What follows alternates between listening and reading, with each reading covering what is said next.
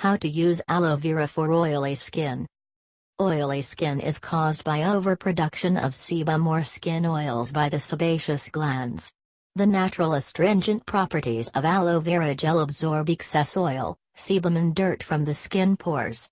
Hydrating properties of aloe vera gel moisturizes the skin and rejuvenates it without making it oily. The cooling and anti-inflammatory properties soothe the skin and cures pimples associated with oily skin. Aloe vera can be used alone or in combination with other natural ingredients as a remedy for oily skin. Cut a leaf from the middle of the aloe vera plant and slice it lengthwise into 2 halves. Scrape out the transparent gel from inside the leaf using a spoon. Apply this gel to your clean face and neck. Leave it on for 30 minutes and wash off with water. Repeat the application daily.